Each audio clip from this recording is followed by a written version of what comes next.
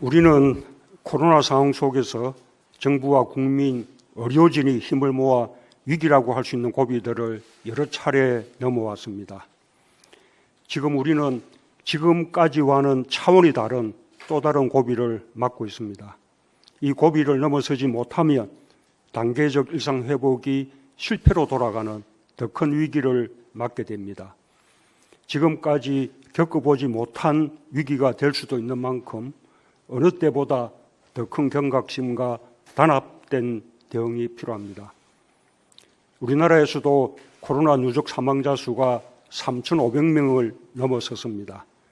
전 세계 사망자 수가 520만 명을 넘은 데 비해 우리나라는 인구 100만 명당 사망자 수가 상대적으로 아주 적은 편이지만 그렇더라도 매우 가슴 아픈 일입니다. 더구나 최근 위중증 환자와 사망자가 늘고 있어 더욱 마음이 무겁습니다. 감염병으로 안타깝게 목숨을 잃은 분들과 가족들께 애도와 위로의 말씀을 드립니다. 정부는 무엇보다도 국민의 생명과 안전을 지키는 것을 먼저 생각하고 전력을 다하겠습니다. 전 세계 확진자 수가 6주 연속 증가하면서 누적 확진자 수가 2억 6천만 명에 이릅니다. 게다가 델타 변이보다 전파력이 더욱 높은 새로운 변이 바이러스까지 발생해 걱정이 더욱 커지고 있습니다. 그에 따라 봉쇄로 되돌아가는 나라들도 늘어나고 있습니다. 우리나라의 상황도 엄중합니다.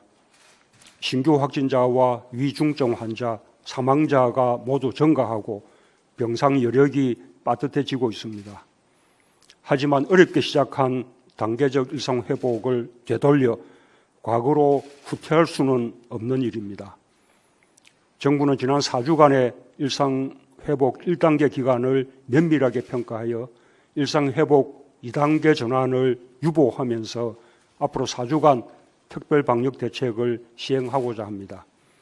방역 당국뿐 아니라 모든 부처가 합심하여 지금의 고비를 극복하고 완전한 일상 회복의 길로 나아갈 수 있도록 최선을 다해 주기 바랍니다. 특별 방역 대책의 핵심은 역시 백신 접종입니다. 미접종자의 접종 못지않게 중요한 급선무는 3차 접종을 조기에 완료하는 것입니다. 지금까지 백신 접종은 2번의 접종으로 완료되고 일부 감염 취약자들의 면역력 강화를 위해 추가 접종이 필요하다고 여겨왔습니다.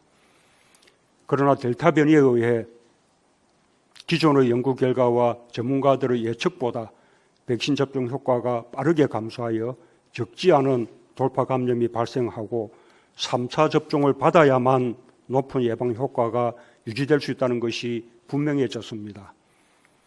그렇다면 이제는 3차 접종이 추가 접종이 아니라 기본 접종이며 3차 접종까지 마쳐야만 접종이 완료되는 것으로 인식을 전환할 필요가 있습니다.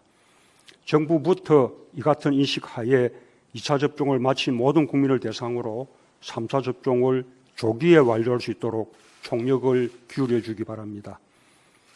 정부는 이미 가장 위험도가 높은 요양병원과 요양시설에 대한 3차 접종을 서두르고 있고 2차와 3차 접종의 간격도 단축하였습니다. 그에 더해 1차 접종이나 2차 접종 때처럼 긴장감과 속도감을 높여주기 바랍니다.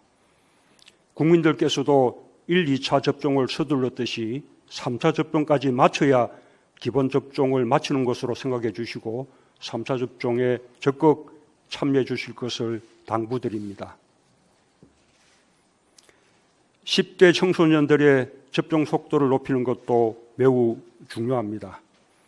18세 이상 성인들의 접종률은 매우 높은 데 비해 접종 연령이 확대된 12세부터 17세까지의 접종이 상대적으로 부진합니다.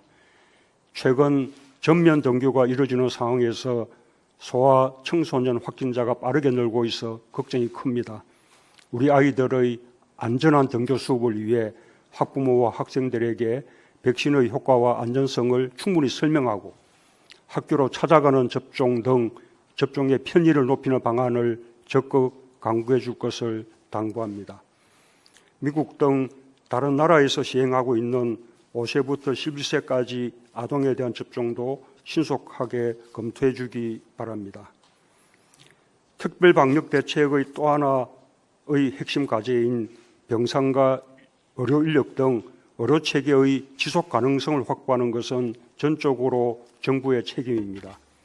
정부가 지자체 및 의료계와 적극 협력하고 지역사회 의료기관과 연계하여 위중증 환자의 치료와 재택치료에 어떤 공백도 없도록 총력을 기울여 주기 바랍니다. 내년 2월 도입하기로 한 먹는 치료제도 연내에 사용할 수 있도록 도입 시기를 앞당기고 국산 항체 치료제도 필요한 환자들에게 더 적극적으로 활용해 주기 바랍니다. 의료 체계가 감당하려면 방역 관리에 더욱 만전을 기해야 할 것입니다. 요양시설, 노인복지시설 등 감염 취약시설에 대한 방역을 강화하고 새로운 변이 바이러스 오미크론의 국내 유입을 차단하기 위한 조치도 빈틈없이 시행해야 할 것입니다. 역학조사와 현장 점검 인력을 집중 투입하는 등 방역 대응 체계를 더욱 촘촘히 가동해 주기 바랍니다.